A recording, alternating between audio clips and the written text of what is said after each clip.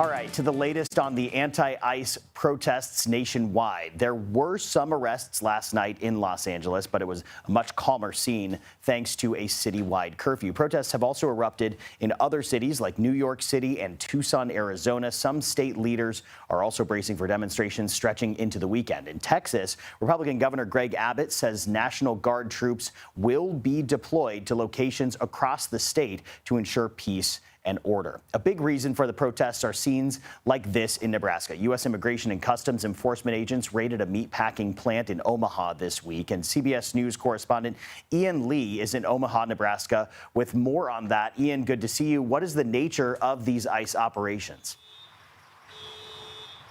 Well, hi, Tom. You know, this is all part of what the White House wants to see, is more people detained and then more people deported. And so you have raids all across the country, like at the Glen Valley Foods plant behind me.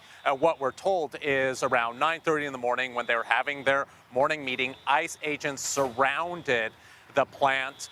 That's when they went in. People scattered, trying to hide, trying to run away. I was told that they just weren't able to. Everyone was rounded up. Then they were separated into three different groups. You had U.S. citizens, you have people who have permits to be in the United States, and those who are undocumented. And those who are undocumented, they were put on a bus, they were taken away. I was speaking with a legal firm that's helping to find these people. As of now, they don't know where they're being held, which is a problem according to this firm, because they say that if people don't have legal representation, then the odds of them being deported go up exponentially. Tom? A lot of these operations happening in the early hours of the morning when people are just getting to work. It's very controversial for a lot of communities out there. How are people there reacting, Ian? Yeah, Tom, there's a sense of fear here in Omaha, especially among the migrant community. This is a meat processing city. It is a draw for a lot of migrants, both documented and undocumented. And so when you have these sorts of raids, it does create an atmosphere of fear. I spoke with a supervisor from the plant. This is how she described it. The looks on everybody's faces, it was just scared, crying. It's hard because they just call me asking info about my cousins, and I don't know anything. I don't know if they're gonna get deported. I don't know if they're good.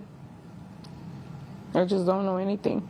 When 100 people are ripped out of the community, it sows chaos, it stokes fear, businesses shut down, people stop going to work.